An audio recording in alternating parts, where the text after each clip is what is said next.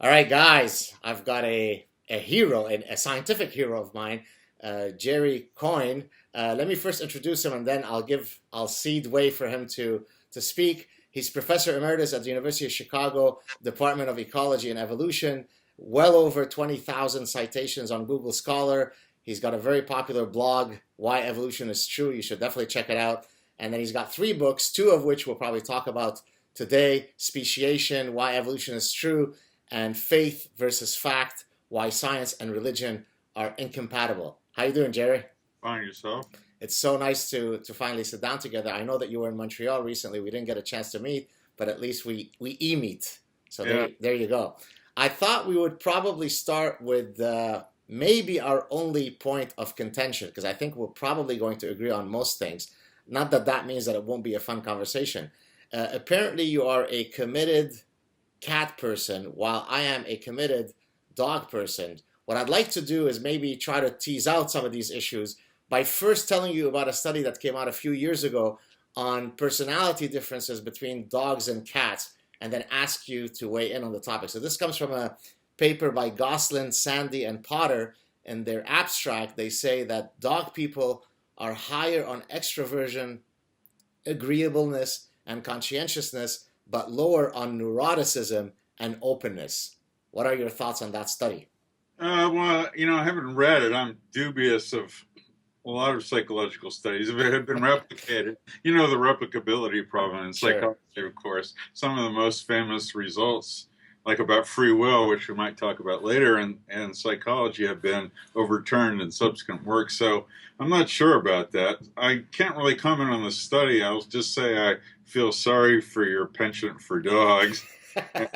Um, Now, why is that? I have What's my own theory, which of course is not substantiated by any scientific research about differences between cat and dog people, which are basically this. You're going to disagree on this, of course, but I think dog people require unconditional love because that's what dogs do. They're always wagging their tails, and unless you beat them or treat them horribly, they're going to, come and lick you and jump in your leg and even sometimes try to copulate with you. Whereas, to me, that's not the way a person behaves. If you're in a relationship with another human being, sometimes they're going to be loving, sometimes they're going to be diffident or depressed or have their own problems. And that's what cats are like. Most of the time they are on their own. Maybe that's why extroverts are dog people because they require that social interaction. But cats to me are more like human beings, and if you get the love of a cat, you've really earned it. Whereas a dog will love you no matter how much of a schmuck you are, as long as you give him food and take him for walks and stuff. Let me try to rebut this. Okay. So dogs, of course, we can list. They can detect cancer. They can find you in avalanches. They herd for you. They're military dogs. They're epilepsy signaling dogs. All sorts of things they do for you. But if we couch it in the language of evolutionary theory, they actually instantiate reciprocity, right? For only your kindness, your love, and throw some food at them, they will reciprocate in an infinite number of ways. Whereas cats, dare I say, I hope I'm not forming an enemy in Professor Coyne here, are parasitic. Yeah, more or less. I mean, this is the point that Malcolm Gladwell Oh, made. is I that agree right? with you. When we had our cats versus dog debate in the New Yorker, which, by the way, the dog people won because they had the shady trick of putting Sandy, the Broadway dog from Annie, on the stage, which, of course, caused instant, love from everybody. The problem with what you said is, yes, it's true. Cats don't reciprocate, but neither do children, right? I mean, the reason we love our children is because they have our genes and they're going to pass them on. But how often does a cat really reciprocate? I mean, a Right. child really reciprocate your affection. What they do is they just slag you off when they become teenagers and reject you. And maybe if you're dying or something, they'll take care of you, which I suppose is useful to you, but not in a reproductive sense. It's interesting that you say this because my wife and I have young children, and I live daily with the sort of mortified possibility that they will be reaching teenagehood where they will no longer view us as the end all love that they currently exhibit for us. So I'm already predicting that it's going to be a rough transitory period for me when they hit that age. But what do you think about some of the theories that might explain, evolutionary theories that might explain our penchant, whether it be for cats or dogs? So I'll share one with you, and then I will solicit your opinion on it. So John Archer, who's a evolutionary psychologist out of Britain, argues that dogs and cats really parasitize our parental instinct in several ways. One of which is by, for example, having these neotenous, juvenile-like features, which of course we, in a sense, if we use the language of ethology, we have a sort of a fixed action pattern to respond to these stimuli. Do you buy that? Is it as simple as that, or is it a more complicated story? Well, for a theory like that in evolutionary psychology, it's really hard. I mean, it sounds plausible, Right. but is it the truth? Who knows?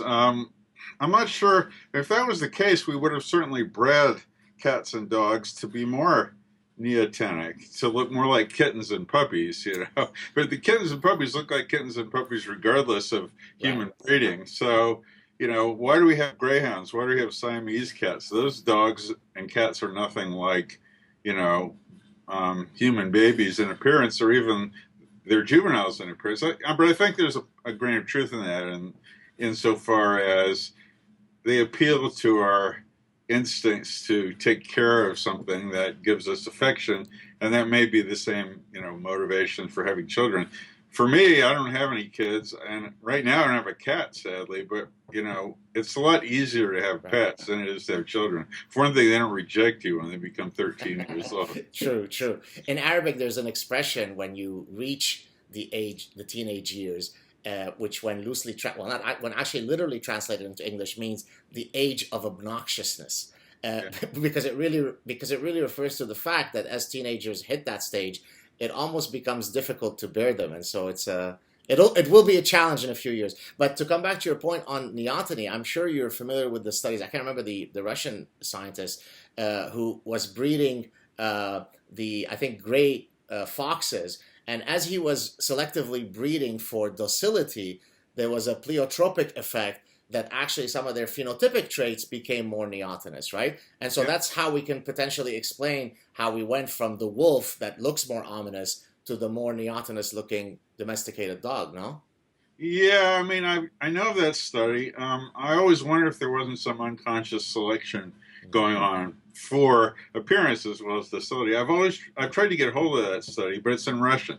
So you read these, very short précis of it, and I'm a bit dubious about that, simply because,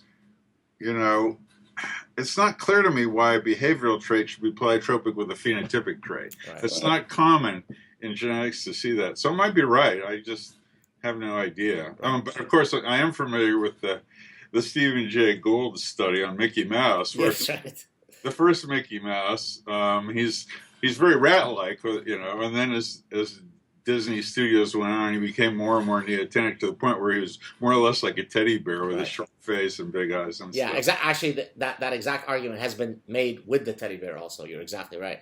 Yeah.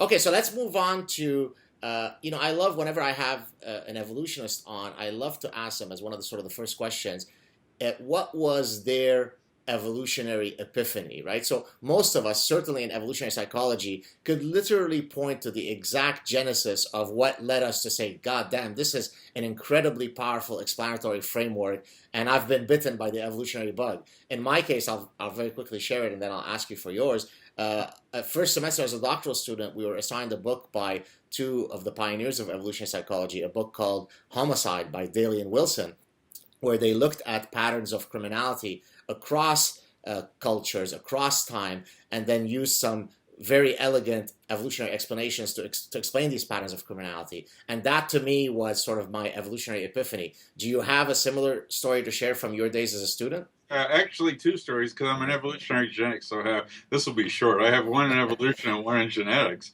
and they go together, sort of. So the evolutionary epiphany was when I walked into my very first college class, which was 8 a.m. on Monday, the first year in college, which for me is the uncomfortably distant year of 1967. But the introductory zoology course, because we had zoology one semester and botany the other, that's the way the field was divided up back then, no longer. Evolution, the first lecture was given by an evolutionary biologist at William & Mary, Jack Brooks, and he was very charismatic and very, very promoting of evolution. And his excitement simply communicated itself to me. At that point, I didn't yet know what I wanted to do, but I had gone to college thinking, like all biologists, that I was going to be a marine biologist. We all have visions of standing on the deck of a ship and chasing whales. And all Miss Americas also. They always seem to either want to solve peace or become marine biologists, no? I think that's true. But that was dispelled pretty quickly. But then I sort of knew I wanted to study evolution. And then the professor, because I did so well in his class, got me the ability to take genetics in my second year instead of in my third year, which is the curriculum. And that's the moment where I realized I wanted to do evolution. I wanted to do genetics. And what happened was that we had a lab exercise where we had to identify an unknown mutation. And it was a fly, Drosophila melanogaster. I've always worked with Drosophila, excuse me, that had white eyes. And then we got the normal fly that had red eyes. And we had to figure out, okay, what's the genetic difference between those two? So I crossed them together, and you get flies that had all red eyes. So something was dominant genetically. But then when I intercrossed those offspring, you get four eye colors, the normal dark red, white, and then you got two new colors, bright crimson and brown. So instead of getting the two colors back again, which is normal when you have a single gene difference, I got four. I couldn't figure out what the hell was going on. I remember the very moment I did, I was in swimming class. We had required phys ed then. And I suddenly thought, well, what if there's two genes, not just one, that are different? And one of them makes brown pigment, and one of them makes red pigment. And there's inactivation of both of those in the white flies. But in the back cross, you get ones with the brown pigment inactivated, but the red one's still there. So they're bright red. The other one with the red pigment inactivated and the brown one, okay, and they're brown. And I thought, well, that would make sense. And I went back to the lab after class and began doing the crosses to try to figure that out. And damn if it wasn't the case. Wow. We had two linked genes. I called them like tangerine and crimson. I later found out they're two classic genes, brown and I can't remember the name of the other one, vermilion, and that they're on the same chromosome. And I figured out there's two genes and how far apart they are and which chromosome they are on. And the results were just so clean cut, not the kind of results you get in much of evolutionary biology where it's, well, maybe this is the case or this is strong evidence supporting. This was unequivocal. And from that day on, I've not only wanted to be an evolutionary geneticist, but I've tried to do the kinds of experiments where the results are pretty much unequivocal. And so, it was from that moment on at the swimming pool that my career has been straight line evolutionary genetics. And so was that finding, did that lead downstream to your first publication? Was that part of your first publication? No, it wasn't actually. I mean, I didn't get into this kind of Mendelian analysis of traits until I got to graduate school with Lewontin. But so my first publication, actually the only one I have that's not on fruit flies, was on hydroids, solanerates, jellyfish. Freshwater ones, and that was something I did as a project in my invertebrate biology class, and it wound up in my first publication in the journal Chesapeake Science, which isn't exactly a world beater, but I was so proud to have a paper with my name on it that I carried it around in my back pocket for like weeks.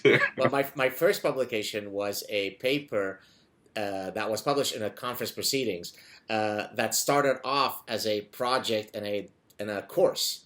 And then I would build on that project. So in a sense, a similar story. And that's what I try to tell my students when they're in my classes. I always have this research project where, they have to identify a research question, posit some hypotheses, collect the data. And I always tell them, don't think of this as only, trying to meet the requirements of this course. If this is done truly according to the standards that would be required for a scientific publication, maybe eventually downstream this could go on to be published. And I've had several of my students who've published papers with me that started off in coursework. So there you go. That's great. Yeah. Never underestimate the influence of a charismatic and competent teacher. That's another thing I learned from all this. My life would be completely different if I had met the mentors that I've had. So, well, actually, that's going to be my next question. So now, fast forward from your undergraduate days. So now you're at Harvard. You're with Lewontin, and as I sort of went through your bio, I a light bulb went in my head. I mean, you were in the thick of sort of the culture war wars between E.O. Wilson and the Lewontin / Gould gang. Do you have any exciting, juicy stories that we might not have heard of from those days that you'd like to share with us? Oh yeah. I mean, those were the really tumultuous times. Those were the times when E.O. Wilson got the pitcher of water dumped Yeah, exactly. by Science of the People. And I was caught in a dilemma because first of all, Ed Wilson got me into Harvard. I had been accepted in another school. Lewontin had moved to Harvard, but forgot to tell me, and so I had to get into Harvard in like a week, because I'd just come back from Europe, and I went to Harvard, and Ed met me. He looked at my CV, and he set up appointments with me with all the other professors, and damn if I didn't get in. And then I was teaching for him for 2 years at Harvard in Bio 1, his famous introductory biology course. I really liked Ed, and I still like Ed. But my mentor was Richard Lewontin, who happened to be on the same floor as Dick Levins, who was another member of Science of the People. And the situation was pretty uncomfortable because I was friends with Ed and with a lot of his students, and yet I was in a lab in which, especially for Richard Levins, who was a diehard communist, anti-evolutionary psychologist called sociobiology at that time. And so it was a bit uncomfortable. At that time, there wasn't really a definitive body of research in evolutionary psychology. So the criticisms that Lewontin and Gould made of things that Wilson said about humans, for example, that no matter how much equality women were given, they would never achieve parity in the business place. I mean, and Ed did say that in the New York Times, and I thought that was pretty reprehensible. On the other hand, I read his book, Sociobiology, and thought, this is good stuff. I mean, this is novel. And I thought, well, why shouldn't this apply to human beings? We're, after all, evolved organisms like anything else. And so, I was kind of torn between these two poles. I didn't really come down on the Wilsonian side. I hate to admit this, recognizing the value of evolutionary psychology, until enough studies had accumulated that I realized that there is a substantive scientific basis here, not only in theory, but in result that makes it a credible enterprise. But geez, I once got in the elevator on the first floor. Ed worked on the fourth floor, Dick on the third with me, and these two guys were in the elevator with me, and the atmosphere was just so chilling. I mean, these guys would not even acknowledge each other's existence or say hello or anything like this. And it's odd because Ed actually brought Dick to Harvard. Wow. Their rupture didn't occur until much later, when Lewontin became more politicized and Ed put out sociobiology. Now, did E.O. Wilson, understand that a lot of the animus was, I'm sure he understood that it was driven by their political ideology, right? It's not so much that they had a scientific, a methodological or epistemological problem with sociobiology. It's that it didn't fit with their ideological narrative, correct? Yeah, I think Ed actually wrote that in his book Naturalist. It paints a pretty realistic word picture of what it was like to be on the faculty with Dick Lewontin. In fact, his description of Lewontin's hand waving and stuff is the most accurate description I've ever seen. But yeah, Ed must have recognized that because, if for nothing else, Lewontin, Gould, and Levins attacked only the human aspect. Right. Exactly. Well, I'm sorry, go ahead. I was just saying they didn't very much go after other aspects of sociobiology, like the animal work. Yeah. Well, I guess I was going to talk about this later, but it's a good place to talk about it now. So you take somebody, I think we both probably, I dare say, dislike him, PZ, you would say PZ, we say in Canada Z, PZ Meyers, who's a developmental biologist, I guess, not terribly known as a scientist, but certainly as somebody who has a very, very popular science blog. And he's one of the types of guys that is perfectly willing to accept an evolutionary explanation if it applies to, say, the mating behavior of the salamander. But if we take the exact same set of explanations, with the exact same, you literally just replace the word salamander with human, suddenly it becomes just so storytelling. And so that's a really unique creature, an evolutionary trained scientist who perfectly accepts evolutionary explanations, but only as long as they don't apply to human affairs, right? Yeah, in terms of behavior, that's correct. And why behavior is put separate from other traits of organisms always defies me. But I would take issue with the fact that it's a unique creature. I mean, Meyers is perfectly in the tradition of Levins and Lewontin True. and Gould in rejecting any kind of evolutionary influence Right. on human behavior. I take great issue with that, and it's so clear in the case of Meyers as it is for Wilson. I mean, sorry, for Lewontin and Levins and Gould, that it's all ideologically based. They Exactly. have no beef with the stuff applied to other organisms, even behavior. Right. And, No, exactly right. And incidentally, as somebody who has been working for 2 decades trying to Darwinize generally the business school, but in particular consumer behavior, the amount of blowback that I've received, it's a lot less now because, of course, the evidence is certainly coming in. Dare I say that I was correct, that humans are biological beings, that consumers are compelled by biological and evolutionary forces. But for many, many years, I was pretty much the lone voice at that nexus. And the creatures in those cases that used to sort of fight me were not of the type of Meyers and Lewontin, but they were also ideologically driven. So, for example, you had the radical feminists or the postmodernists or the social constructivists, all of whom agreed that there was something unique about humans, that somehow they transcended their biology, right? This is called the human reticence effect, right? Biology is relevant for the mosquito, for the zebra, for the giraffe, but it is not relevant for humans. It's astonishing. yeah, I find it odd because the same people, as you noted, I mean, not just are willing to admit behavioral evolution in animals, but morphological evolution in human beings. Yes, exactly. So, for example, we have vestigial wisdom teeth, we have vestigial appendices, we have vestigial ear muscles. I'm wiggling them now.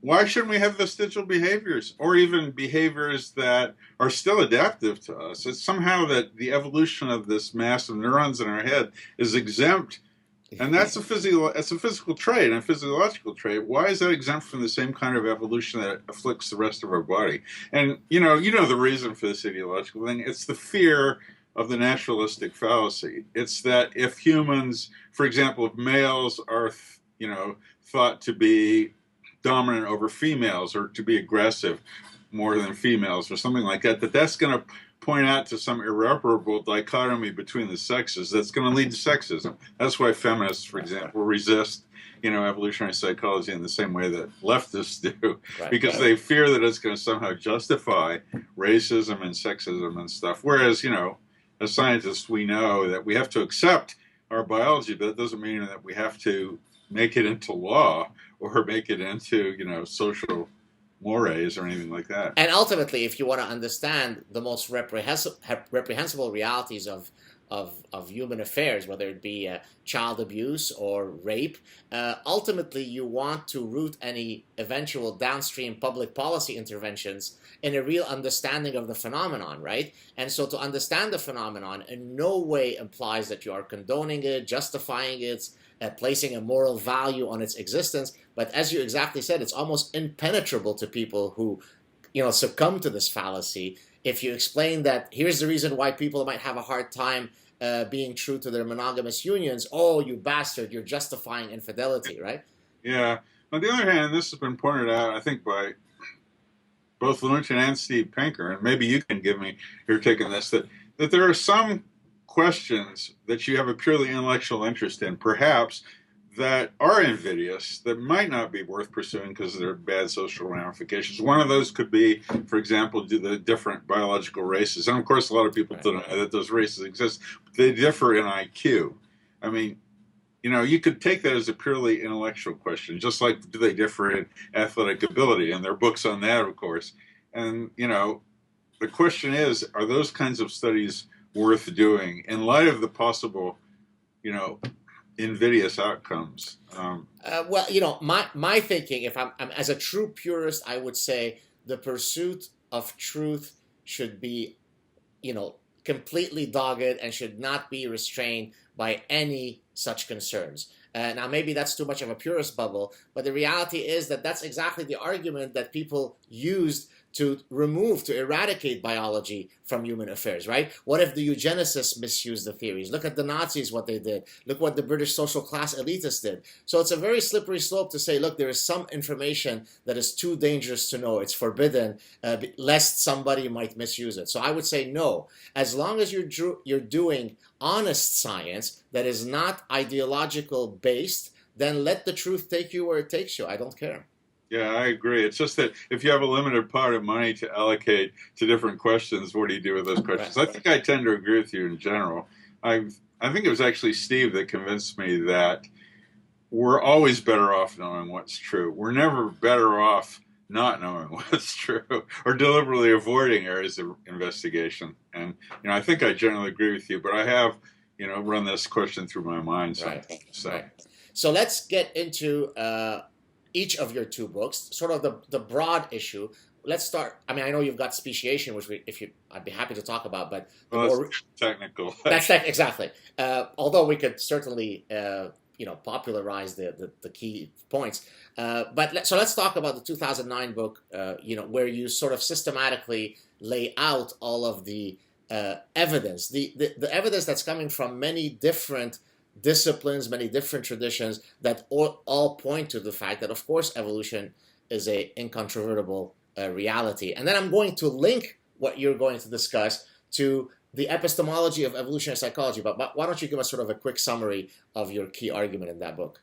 Well, the key argument basically is encompassed in the title, evolution is true. In fact, my publishers gave me a little bit of flack on that because they thought it was a very strong title. Not that they didn't accept evolution, but they thought it would alienate people. The book grew out of my own first attempts to teach evolution on the introductory level, which I've done for, over 35 years before I retired.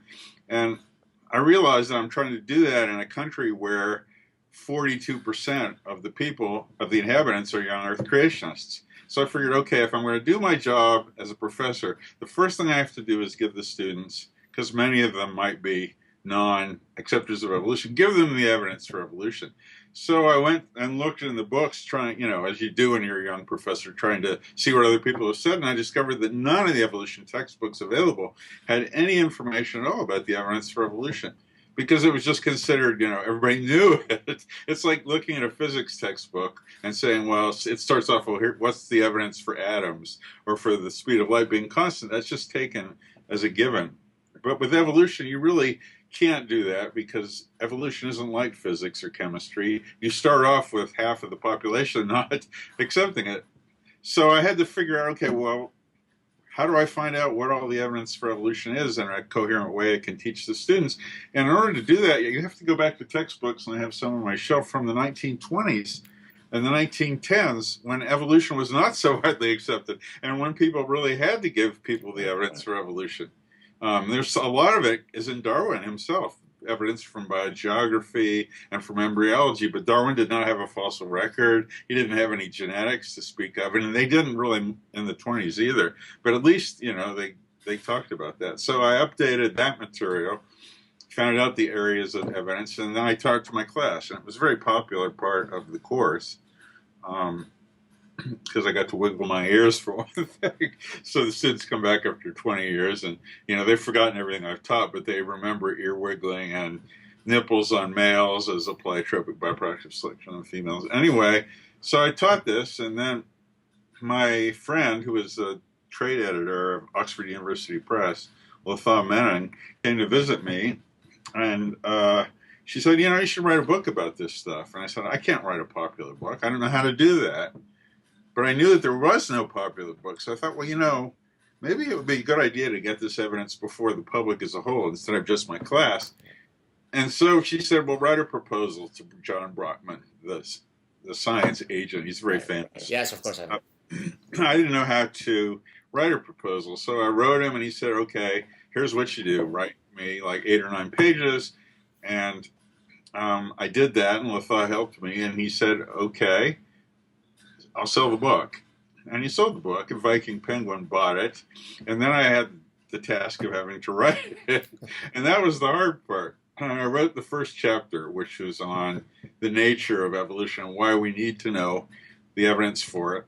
And it was pretty dreadful. I handed it to Lotha, because she was my editor. I mean, it had been bought by OUP in England and Viking Penguin in the U.S. And she looked at it for an evening, gave it back to me, and it was completely covered with red scribbles. She's very famous for not only her quality of editing, but the quantity of it. And it was from that I learned that there's a certain way to write popular science. And Dawkins mastered this a long time ago. It's what's called the classic style in Steve Pinker's latest book, A Sense of Style. You know, there's a way you do it. I don't try to ape these guys' quality of writing. I couldn't possibly do that anyway. But you address the reader as if, you know, you're talking to them. Right. You let them know something about you as a person. That is, you don't withhold your own opinions or your personal traits. You don't divulge your life to your readers, but they want to know there's a human being behind the pages. You want to write short sentences. You want to make your arguments coherent. If things are difficult, you say, well, let's back up and go over that again. And it was through that one chapter that I've learned how to begin writing in a popular way. And then, so I did the rest of the book. The rest of the book came out very naturally after that. It became a New York Times bestseller, no? Probably dictu. It was, and I couldn't believe it. Wow. It's still selling really well. And, you know, I did this sort of consciously when I wrote the book, not just to intend it to be used by the public, to be read by the public, but also to be used in classes. So it's got legs. In other words, not only does the public buy it, but classes in both high school and, in fact, over at the lab school, I talked about it 2 weeks ago, because they're using it in their evolution section. But a lot of universities use it too, so it continues to sell. And that was that was an unexpected mitzvah. Had you always envisioned, I mean, we'll come back to the content in a second, but had you always envisioned at some point that you would be drawing bridges with the public at large to try to do science communication? Was this something that sort of was in your radar of the to-do list, or had you always thought you'd just be sort of a technical scientist writing to your peers and really sticking to your academic context? No. It was ingrained in me from a very young age, because when I was in high school, for example, I wrote a lot, personal things, and I wrote for the literary magazine, poetry, and stuff like that. And when I got to graduate school, one of the first things I did was a book review for Evolution, not a popular journal, but a scientific journal. But I really enjoyed the hell out of it. And at that time, I sort of realized unconsciously, and now even more consciously, that writing for the public, for general consumption, is a skill that you're not only not taught when you get an academic education, but it's immensely difficult. It's a challenge. And this is one of the reasons I retired last year. I've been retired since September, because I got, all the perquisites of academics that you get and all the tasks you have. I mastered those. I knew how to teach. I knew how to write papers. I knew how to get grants. I knew how to mentor graduate students. And those things became, when they were no longer challenging, they were no longer interesting. The only interesting thing in science that remained was finding out stuff. And as you know, finding out stuff is not something that happens on a daily basis.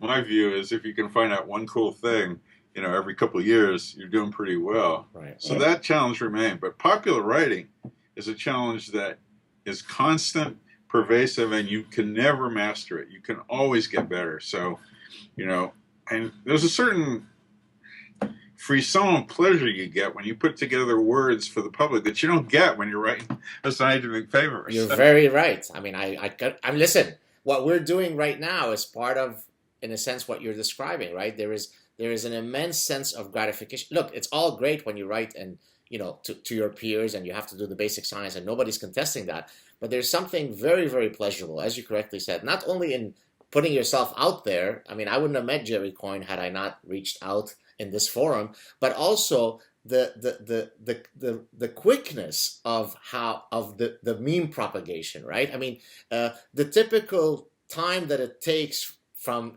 conception of an idea to then people consuming it. By people we mean our fellow colleagues. Is a very, very long process. Whereas here, you and I could sit down for a chat, and then I will know tonight from several thousand people, hopefully, that they really enjoyed it. And there's something truly magical, right? I'm not making any money. You're not making any money off this, or very little. and yet we love what we're doing. So I can completely understand what you're talking about. It's wonderful. That's like blogging, you know. I mean, I don't make any money from that, and when I started my blog, I didn't anticipate that it would have these unexpected rewards, like my second book, or the fact that I make a lot of friends that I could go visit, you know, through the e-world. I did it because there's something in me. I think Mencken describes this in his literature too. That just you need some. There's something in you that needs to expel your thoughts into the ether. And, Absolutely. And if you do it in a way that the words are pretty and mellifluous, that makes it even better.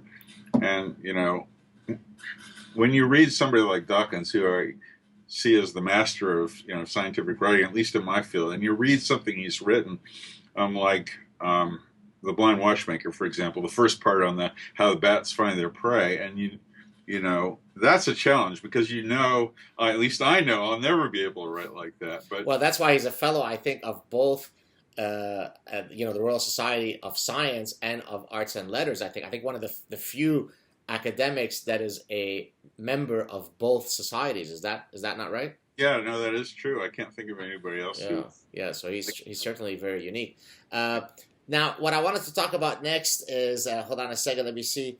Yeah. So in evolutionary psychology, because you were talking about sort of how you obtain all of these different sources of evidence in constructing your argument as to why evolution is true, the exact same epistemology is used in evolutionary psychology, and the fancy formal language is you build nomological networks of cumulative evidence, right? So for example, if you're trying to argue that the waist to hip ratio of 0.7, the hourglass figure, is adaptive for reasons XYZ, contrary to what you typically hear from detractors of EP, who argue that you just do a bit of hand waving and you come up with a post hoc story that sounds good, cute.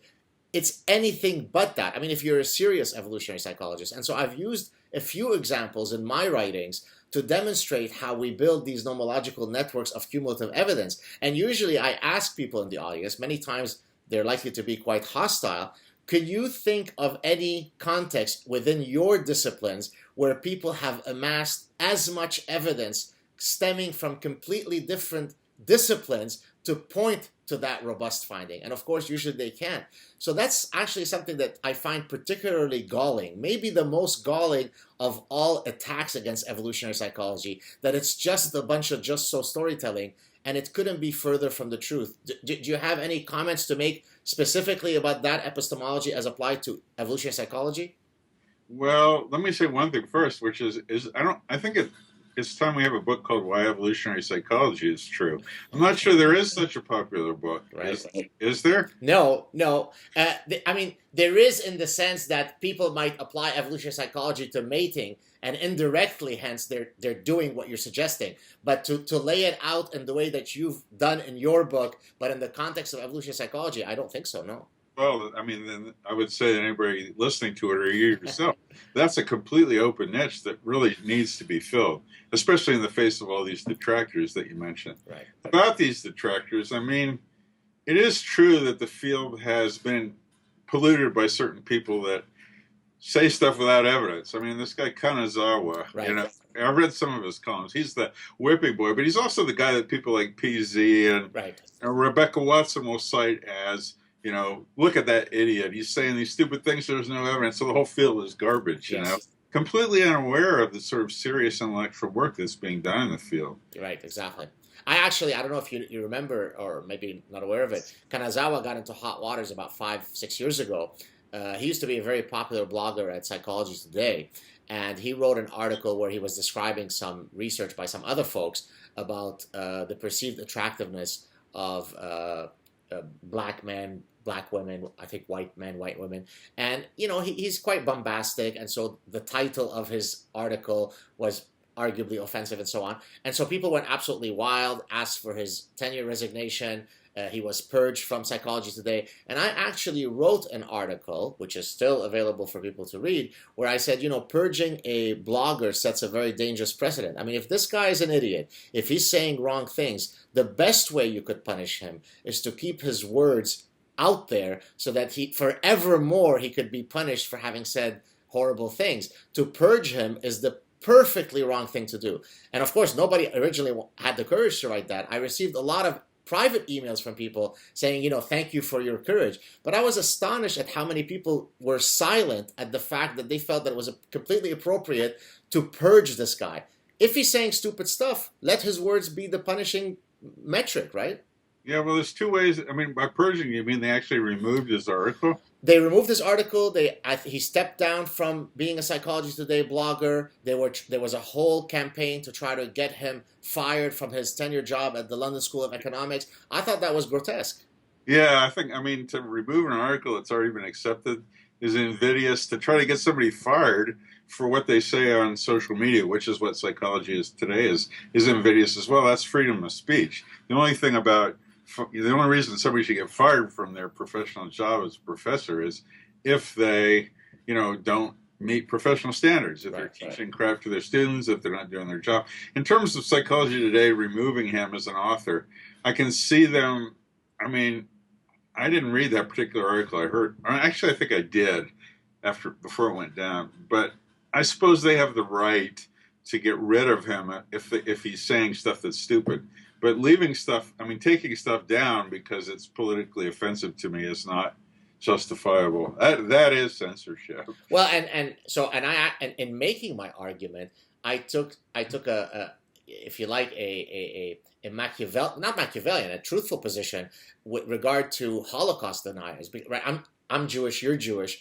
If you wanna test somebody's commitment to freedom of speech, pick a issue that should be very personally offensive. And so I very strategically picked the case of, I can't remember his name. There was a Holocaust denier in the early 90s. So I was a doctoral student at Cornell, and he had come to Cornell. Do you know his name? Does that ring a bell? He was a Canadian guy, wasn't he? Or maybe. I can't remember. Anyways, I'm sorry, go ahead.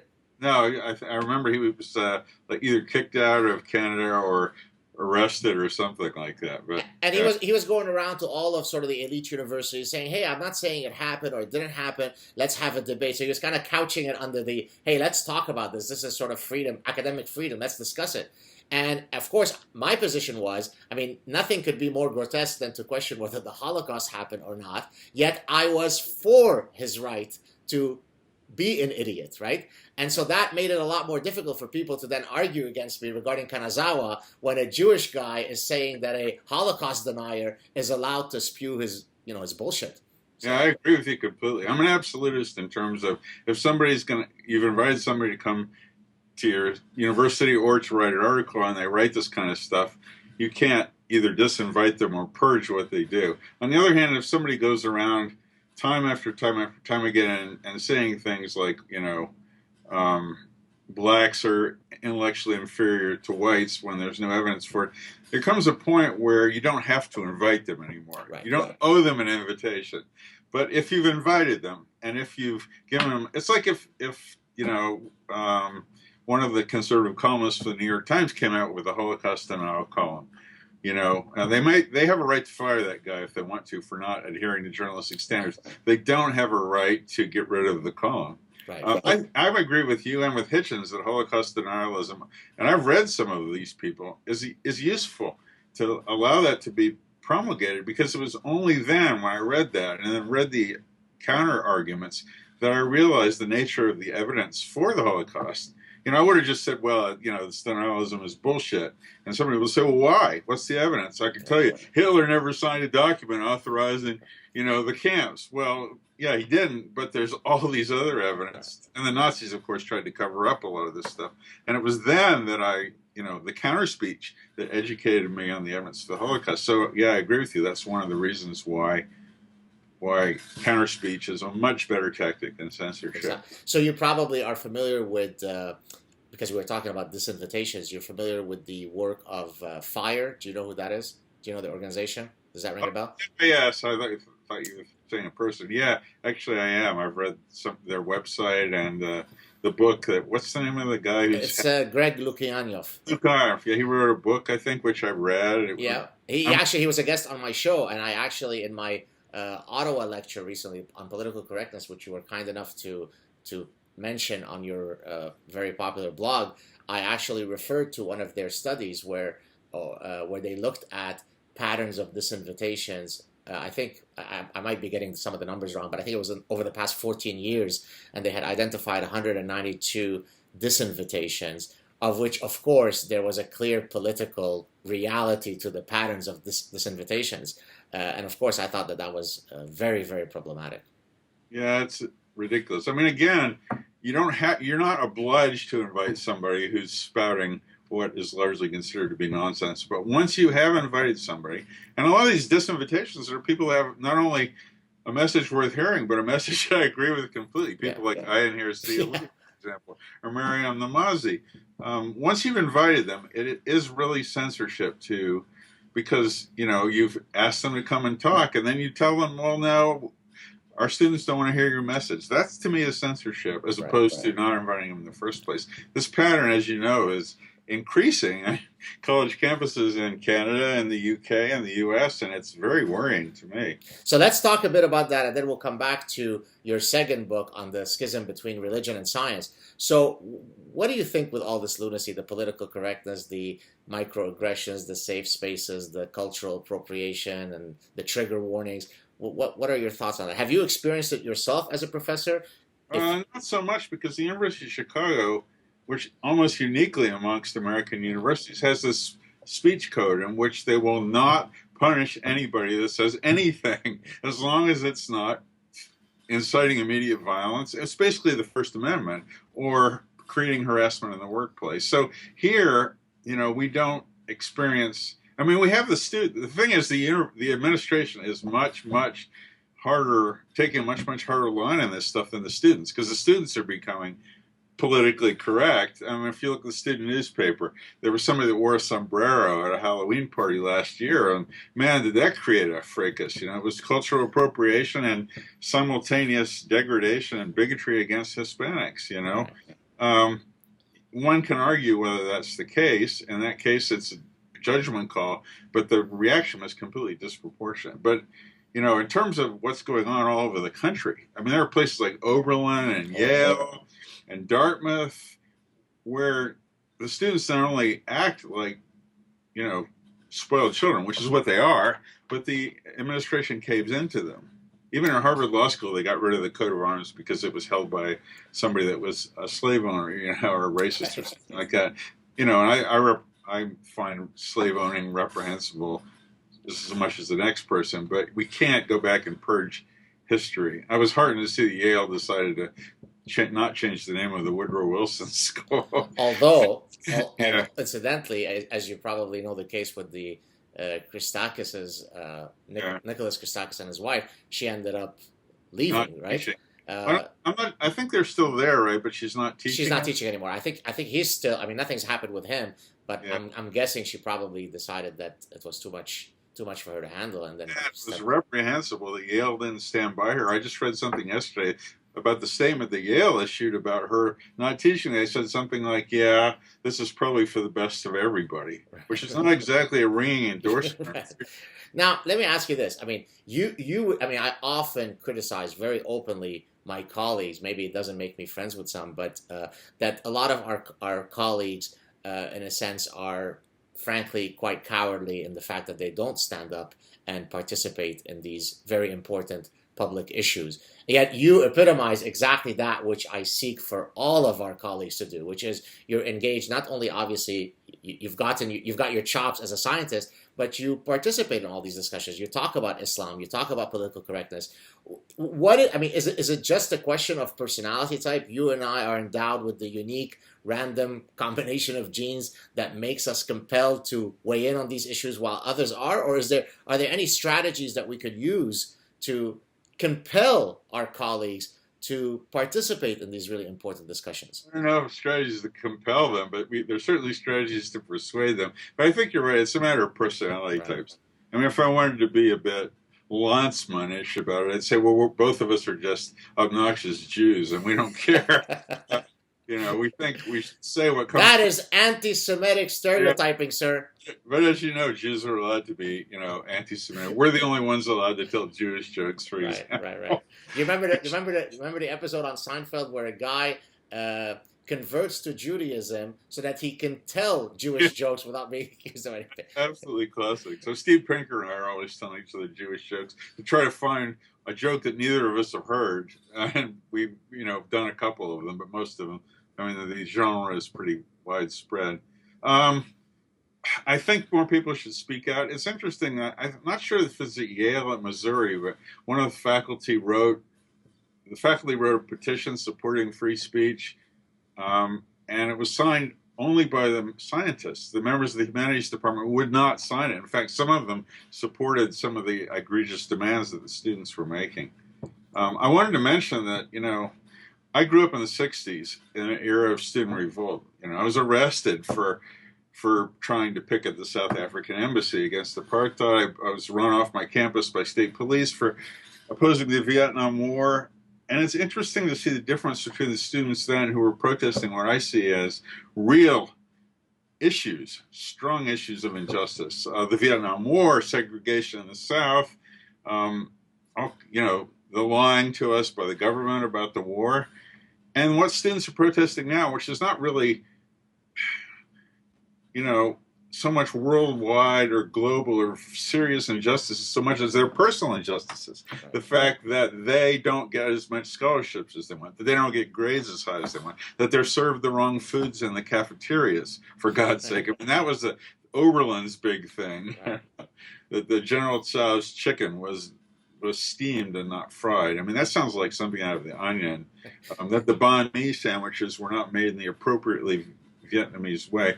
When you read the list of student demands, and there's many of them now, what they want, some of them are okay. And clearly there is endemic racism and bigotry in many institutions, but they sound like a list of petulant, whiny complaints about how I'm not getting what I deserve, as opposed to the world needs to be better, which is the milieu I grew up in. Now, I may sound like a grumpy old man, saying, well, things were better in my day, but I really do see a parallel not a parallel, but a lack of parallel between what the students are doing then and what the students are complaining about now. I call them infantilized, coddled buffoons. That's what Stephen Fry the same word he just used. Is that right? Yeah, he just did. He must have stolen it from me. I now count him as one of my fans. That's great. Yeah, he was interviewed on David Rubin. David Rubin, that's right. Yeah. And he said that I think that his trope was the infantilization of our culture. Oh, right. Yes. He actually left Twitter, as you may or may not know, because he couldn't handle the sort of the social justice warrior mobs coming after him for I think they had accused him of saying something that was transphobic. Am I getting the story right? I think so, and he's been subject to all that kind of stuff, politically incorrect statements about homosexuality. I mean, for God's sake, the guy's gay. Yeah, exactly.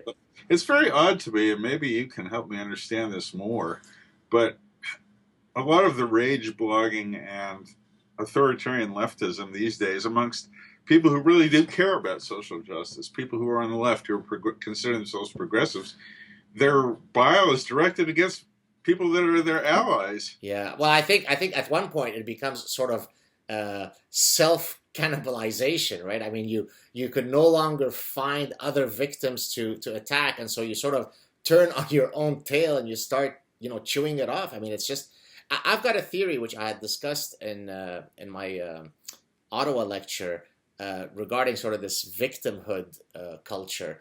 And I use a psychiatric disorder known as Munchausen syndrome, which I don't know if you're familiar with it.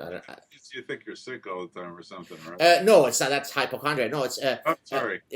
Munchausen syndrome, so there are two instantiations of it. Munchausen syndrome is where you feign being sick, because then that will garner you a lot of empathy. So you really are getting your reward from the empathy that is that you're garnering.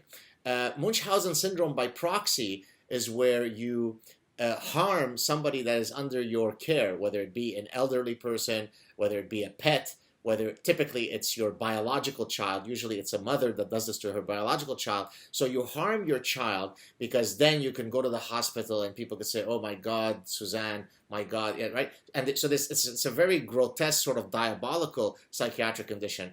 And I've argued, I mean, speculatively, but I think there is some plausibility to my theory that, you know, this is sort of a collective Munchausen syndrome, right? Where people have learned that they could be coddled, they could be paid attention to, the administration will cave to each of my, if I scream Oppression Olympics, if I am the top most aggrieved person amongst everyone. And so I really think it's a form of sort of collective Munchausen. What do you think of that? I think I agree. I mean, this morning I realized, because I posted a piece this morning about, this is from the Washington Post, and it wasn't a joke, about some woman who wrote this column. She's one of the editors saying, I treat my cats in a gender neutral way. So I don't call them she's, even though they're females. I call each cat they, in deference to the people who feel that they're both male and female. And there are some that say, you know, they refer to themselves as they. And, you know, one of the commenters made a comment, which I thought was quite prescient, saying, this has nothing to do with transgender rights. This is about the author doing virtue signaling. And that's sort of what you said. I mean, so much of this is an attempt to get love from other people by showing that you're such a good person, which I think is pretty much similar to what you just... Well, it's two things to mention. First, I responded to your tweet jokingly saying that I don't understand how... I've always thought that all cats were female, including the male cats who self-identify as female. But you probably haven't checked your Twitter feed. No, I don't really read Twitter. But I guess one of my goals in life is to get you to have one follower and let it be me. I know it's a losing proposition, but hey, a man can dream. But the second thing I was going to mention about virtue signaling, I've actually I've done a sad truth clip on this issue in reference to, you know, every time there's a terrorist attack, you know, everybody changes their handle to the flag of, you know, of Belgium, of France. And I used actually an evolutionary principle. I argued that, look, for something to be an honest signal, it has to be costly in the Zahavian sense, right? I mean, in the true sense of what we mean by handicapping. And so to put the photo of Belgium is bullshit, right? For me to speak out the way that I do, if I can speak of myself, or I can certainly speak about your heroic work, you know, at personal cost and professional cost, there's a real security threat when I speak about some of these things, especially in the context of some of the neighborhoods in Montreal. That's a lot more serious signal than changing. And then some people got upset and said, but what's wrong with exhibiting empathy and solidarity? Well, because it's bullshit. It's completely costless, right?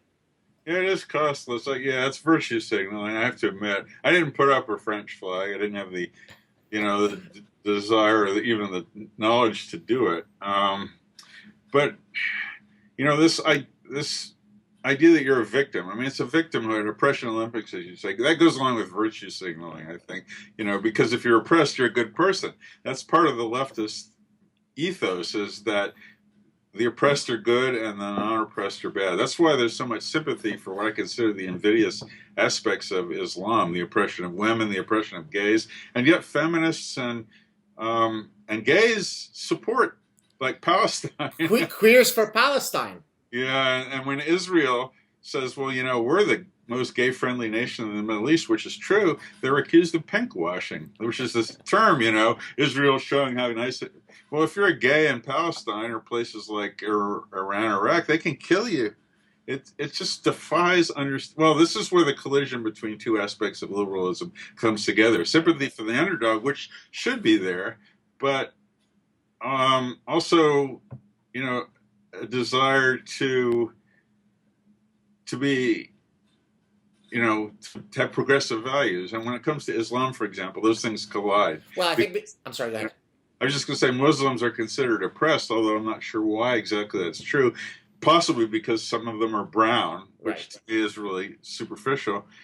And so they can get away with a lot more stuff than Westerners can. Well, the reality is it's quite extraordinary that this narrative of oppression of Muslims is so pervasive, because in many of the countries where Islam dominates, I mean, it's not that you have a lack of pluralism. You have countries that are 99% Islamic, right? 99 and 98 and 97 and 99.2.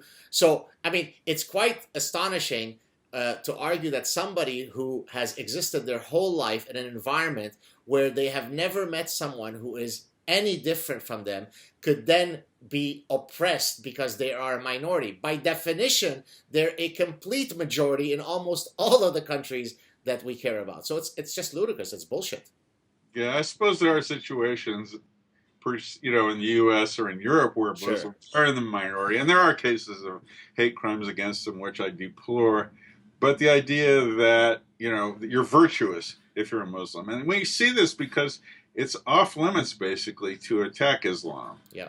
It's shown in the demonization of what I consider the heroes, people like Maajid Nawaz and Ayn Hirsi Ali, the liberal voices of either ex-Muslims or moderate Muslims. These people are vilified. Yeah. And I don't understand why, because they're a member of that oppressed minority. And, I haven't really figured that out. Maybe you have a theory for that one, too. But well, I mean, they're of course they're called porch monkeys and native informants. The bottom line is there is now an effective blasphemy law. We all abide by Sharia law. I come from Lebanon. I know about the threats when you speak out against. In the case of Lebanon, it wasn't so much against Islam, although you certainly didn't want to do that. It was, for example, speaking against the government. I remember one time I had a conversation with my dad where I said, what do you mean? There was no freedom of speech in Lebanon fully the way we understand it in the West. And he said, well, of course there was. I said, could you stand up and be absolutely free in caricaturing? No, you can't do that. So in his mind, it's the yes, I believe in freedom of speech, but, right? So he was the original but brigade member. Sorry, Dad, I don't mean to be making fun of you. I'm not sure if you'll watch this. But yeah, I mean, there's a real sense in the West that's been internalized that when it comes to Islam, it is absolutely off limit. You're welcome to criticize 9,999 other religions. And as a matter of fact, if you do that, you're progressive, you're enlightened. But if you use the exact same tools of satire, of mockery on Islam, you're a bigot, you're a Nazi, you're an Islamophobe. It is astonishing. Yeah, I guess it's, again, because they consider Muslims to be oppressed. So, right. But that's a double standard. It really is. It's holding them to a lower level of civility than we hold everybody else to. And as you're speaking, I realized that's why Maajid Nawaz and Ayn Hirsi Ali are demonized. These people should be heroes. Exactly. Especially Ayn Hirsi Ali. She's the poster child for courage. I mean, she's black. She was genitally mutilated. She left her country, made a new life for herself, worked her way up to member of the Dutch parliament, travels with armed guards because she's under threat. And yet so many leftists hate her. And it's why, I guess you're right, it's because she criticizes Islam and she's doing something that's not politically correct. Exactly right. So we'll talk. I want to go back to your second book. We're talking about religion, so this is a nice segue to talk about the schism between science and religion, and then I'll wrap it up to ask you about at the end how your retirement has been so far. But let's leave that personal question for the end of our conversation. Tell us a bit about your latest book, 2015, about the schism between science and religion. Yeah, well, it's called Faith versus Fact, which is, and the thesis is that they're incompatible. When I started, it's all came out of the first book. So I got a lot of pushback from creationists, of course, because I wrote my book about why evolution is true. And so I started reading about religion and why people would object to evolution. And that got me into theology, and then that got me into more sophisticated theology, which is just more sophisticated bullshit, in my view. And I basically realized that for example, when you go across the street to the library and look at the science and religion section, 99% of the books that deal with those two subjects together have the thesis that they're compatible, that they can live in harmony with one another, that they either occupy separate spheres or they actually can be friends and reinforce each other. That's the NOMA principle of Gould. Yeah, Stephen Jay Gould. Yeah, right. The first one, that they're separate spheres, which is deeply wrong. We can talk about that if we have time. But as a scientist reading theology, I found myself plunged into a world that was very discomforting and alien, and I suddenly realized why. It's that most religions, not all of them, but most of them, are founded on statements about reality, in the same way that science is. That there's a heaven, that there's a God, that there's an afterlife, that God wants you to behave in a certain way, that there's a hell, that there's angels, that there were miracles, that Jesus lived. These are statements that, at least in principle, are empirically testable. And yet, when they try to support them, and I would claim that like Christianity without the divinity of Christ is not. In fact, the Bible says that if Christ be not crucified, our faith be in vain. I think that Paul said that. And, even honest theologians will admit that. So religion is basically based on, even though it's more than that, based on a series of assertions about what's true. But when you try to argue for their truth, you can't do it because religion, unlike science, has no way of verifying its epistemic claims. And that's why there's, a gazillion different religions in this planet and no way to discover which, if any of them, is the right religion. Whereas science, we only have one science. We don't have science branching off into, the conservative Lutherans and the, liberal Lutherans. Looking at religion, the phylogeny of religions, and in some of my talks I show this, it winds up with all these branches, with 40,000 branches of Christianity alone. Each of those schisms is based on a different assertion about what's true about the universe. Right. And those religions proliferate because there's no way to decide which one is true. So the claim that, and theologians, and I had to document this because a lot of people say religion isn't about truth statements. And so I had to go and read a lot of theology and find statements by respected theologians saying, of course it is. And Gould is wrong that religion is not based on truth statements. It is, because without those truth statements, what grounding do we have for our actions and our beliefs and things like that? So, the basic claim is just one sentence. Religion makes claims about the way the world is, as does science, but only science has the way to figure out which of those claims is true. So that's basically the tenor of the book. So then how do we explain, I know the answer to this, but for the viewing pleasure of our audience, how do we explain the existence of someone like Francis Collins, who is a respected scientist, who's a physician also by training, who's the head of the NIH, yet who seems perfectly comfortable in having these two epistemological frameworks exist in the same brain? How does he do it? Cognitive dissonance is my, you know more about this than I do, but right. It's manifestly clear to me that a lot of people can believe two opposing things in their head at the same time. For example, we have Bill Maher. I respect him a lot, and he's pro-science, but he's made some dubious statements about vaccinations, for example.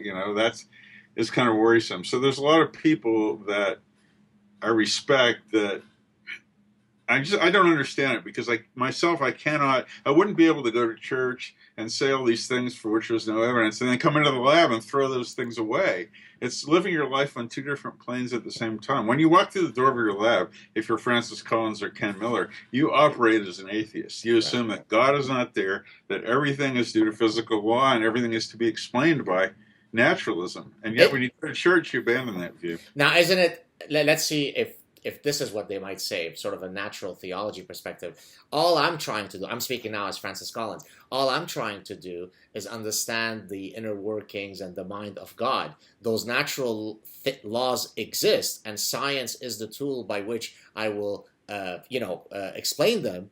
But that doesn't mean that there isn't a divine presence that created those natural laws. Is this the way that he can have those two things coexisting in his brain? Well, that's what some people will say. Ultimately, of course, the reason comes down to this, I believe, that religion gives a certain level of psychological comfort to people in a chaotic and uncertain world.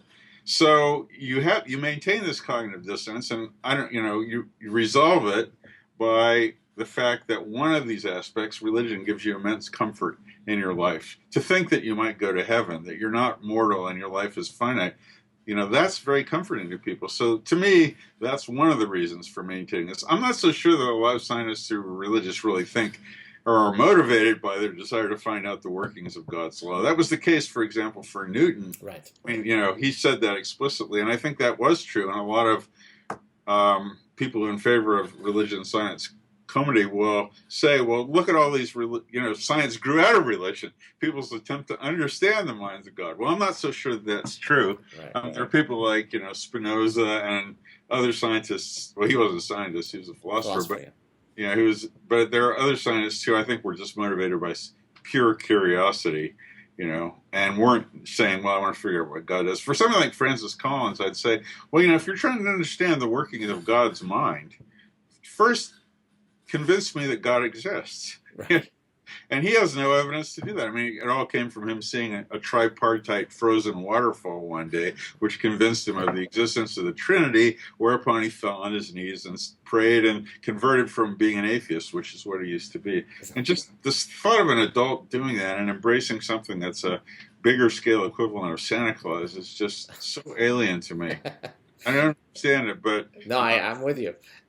Speaking about the comfort argument, in one of the chapters of my 2011 book, The Consuming Instinct, chapter 8, I titled it "Marketing Hope by Selling Lies." And in that chapter, I talk about different peddlers of hope, medical quacks, self-help gurus, cosmetic manufacturers, right? They sell hope, right?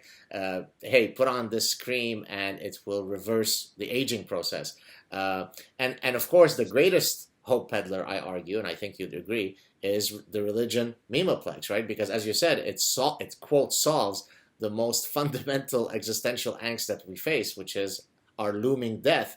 And so in a sense, I feel as though folks like you and I are maladaptively honest. In other words, it is a lot easier to simply believe. I'd like to think that that beautiful bird pet that I had that died when I was 13, Misho, I'm going to be reunited with her. That's nice. To think that I will never see her again is not nice. And so I would be very curious to see whether there is a personality trait that's specific to what I'm saying, sort of a maladaptive honesty that discriminates between believers and non-believers. Do you think there's any validity to what I'm saying? Absolutely. I mean, people like you and me and many others, I think, are constitutionally unable to believe that. If somebody told you, if you practice hard enough, and this has been done by the anthropologist from Stanford, Tanya Luhrmann, if you practice hard enough, you can convince yourself that this is real. I don't think that you or I could do that. I mean, I think a lot of it comes from having a certain scientific mentality where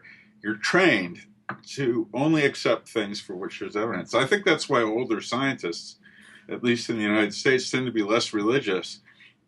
Even though older Americans tend to be more religious, it's that the longer you practice your craft, the more doubtful you get. This is also why I think better scientists, those in the National Academy, tend to be much less religious than sort of the average journeyman scientist. Something like 93% the study was, right? Yeah. Yeah, and 86% in the case of the Royal Society. So I think we're just constitutionally unable to do that. I've come to terms with it, With your mortality, you mean? Well, not. It's weird, I woke up. I was flying back from India 3 or 4 days ago, and I woke up in my seat halfway through the flight, and I had this immense wave of dread on me, thinking, Jesus, I'm 66. I'm going to die in 20 years or so. And it was pretty uncomfortable for a minute, but then it passed. I know this is going to happen. I think it's always better, like you said, to know the truth. Although in my book, I did consider at one point, is it better at some point to let yourself be deceived at religious fictions? Is there any circumstance in which we should not tell people that they're wrong, that they're right? The only one I could think of was the dying grandmother scenario. Your grandmother's dying. She thinks she's going to go to heaven. You're in the hospital.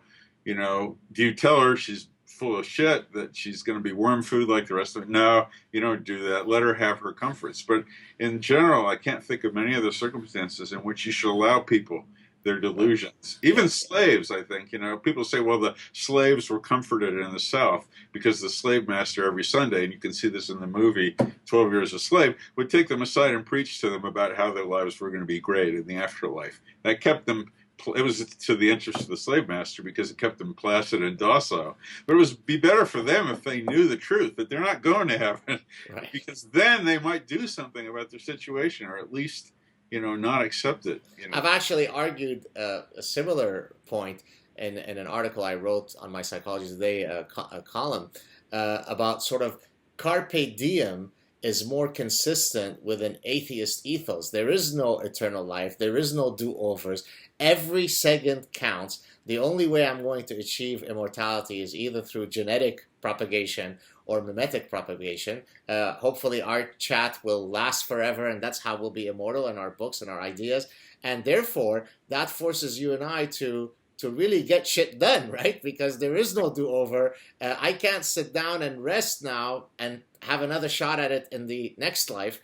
And so in a sense, the idea of live for the moment, the reverence for your life is maybe paradoxically greater when you're an atheist than when you're a believer, no? I think that's definitely true. At least it is in my case. I mean, I realized that my life was finite. I know my genetic history. I know when the males tend to die off in my family, about 85 or so. So I thought, okay, I have 20 years left. I've worked my butt off as a scientist.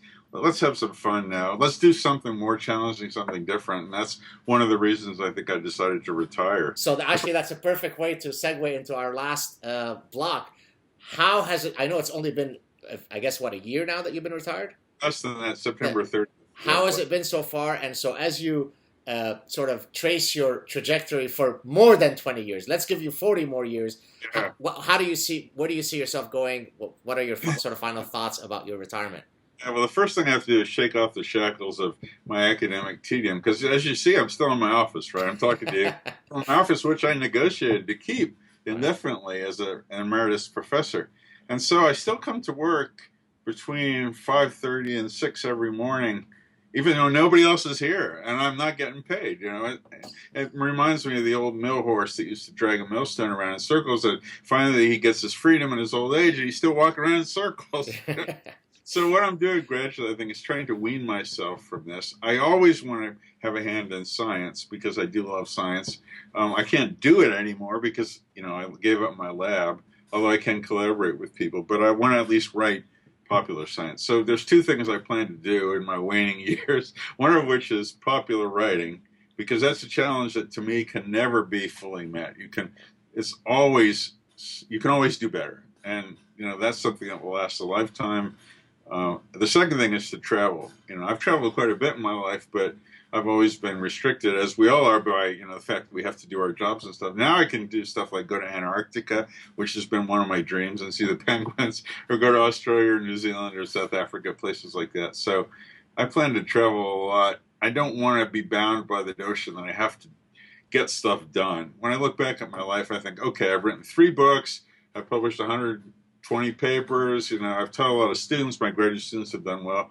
I can stop now, you know. I mean, I'm not worried about my legacy. As an atheist, I think, well, why do you care what people think of you after you're dead? If you're, you know, it's narcissism. I suppose it is, but after you're dead, you're not going to know. Right. True. So the idea that the atheists think they're going to leave a legacy, I always found a bit contradictory. But, you know, what I want to do is really do stuff that I haven't done before, so that when I come to my deathbed, I will not have any regrets. I think that's the life well lived, that when you're dying, you don't think, and people always say this, oh God, I didn't work hard enough at my job. Nobody thinks that. They think, I didn't spend time with my friends and my loved ones, I didn't see the world, I didn't have enough fun, and I want to avoid those kinds of regrets in the 2 decades or so I have left. Well, it has been an honor and a delight. Stay on the line. I'm going to stop the recording. Thank you so much for joining us, Jerry. We look forward to many more creations coming from you. A true honor to speak to you today. Cheers, buddy. Bye. Cheers.